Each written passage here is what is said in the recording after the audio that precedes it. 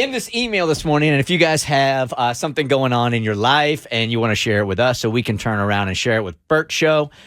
She's been dating a guy for a couple of weeks now. She likes him, but she's going to leave it up to her dog to decide if they have a future. Okay. Dear Bert Show, I'm looking to see if anybody has ever done this successfully. I have a theory. The last 2 guys that I dated obviously did not work out because, past tense and all. I had a pretty bad breakup with both of them. One cheated on me. The other one turned out to be just a complete a-hole. My boyfriend before that, I had broken up with. I probably shouldn't have because in retrospect, I realized he was a great guy. Unfortunately, he has since moved on, and I don't think that door is open anymore. Well, there's something that I have noticed. It turns out that my dog seems to be able to read these guys better than I can. My dog loved my ex-boyfriend, who I had broken up with. She would get excited and happy every time he came over. She'd cuddle with him on the couch and mope around when he had to leave. The next 2 guys were hated by my dog, and that's the cheater and that's the a-hole. Almost instantly, my dog seemed to either ignore them or growl at them. She'd get really possessive of me when they were around. I'm sure it's crazy, but does anyone else feel that their dog or pet can read people better than they can? If so, have you ever used this information to decide if you should continue with the relationship? I've been dating a guy for a couple of weeks. I think I like him. However, I'm considering letting my dog's reaction determine if I keep seeing him. Come on. Is this a crazy idea? If not, I think I will introduce them and see what happens. I do not think we will get any calls on this, but 1-855-BERT Show. Look, I have 2 English Bulldogs, and on the intelligence scale, there are 80 breeds of dogs. Mm-hmm. The English Bulldog comes in at 78 of 80. Do you know the 2 other the 2 that are dumber? There's the one that doesn't have like the voice box. What's that one called? Oh, those are great though. They can't bark. Yeah, it's like it's not a Basenji, is it? It sounds like that. Hold on, please. That's one, and Okay. I can't remember what the other one is. Okay, you just know that But, Bulldog yeah. is still Bulldog's low. Right. Basenji can't bark. Yeah. Okay, so I would never, ever use my dogs as a litmus test on anything. Well, that's science. So, no. Do you guys believe in this? Yeah.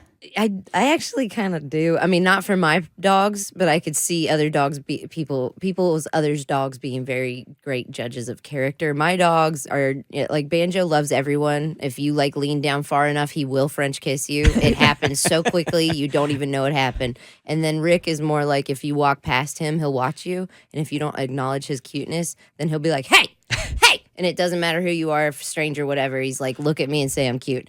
So they just like attention. They wouldn't be a good judge of character, but I could see other people's dogs doing that. And now since guys all have all these tests, you're gonna just have to carry bacon in your pocket. So I got 3 dogs, and I think it's dependent on your dog's personality. So Boone, my Bernese Mountain Dog, no, I would not trust him because he is skittish. We rescued him from a puppy mill situation. He is afraid of everybody. I wouldn't trust him.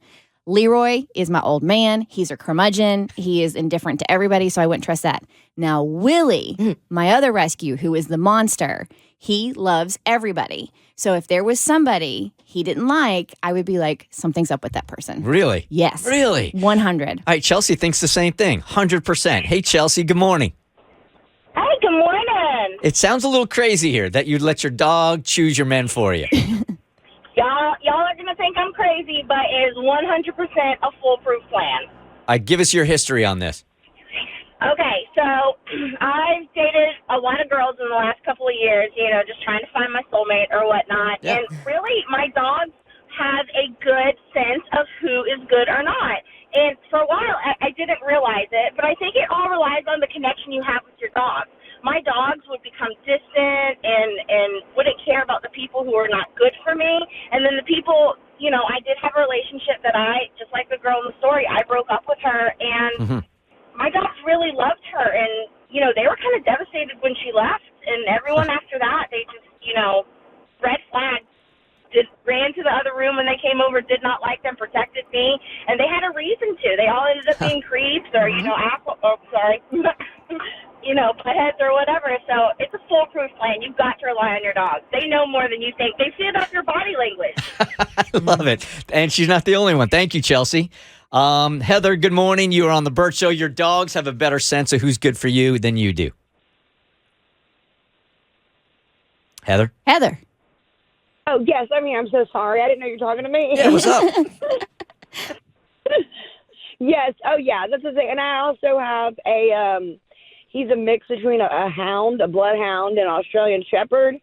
And he really knows. Really? Like, especially even my father. Like, my dad is not a great person. And if he comes around, he will not let my dad anywhere near me. Really? Yes. He knows. So maybe it works.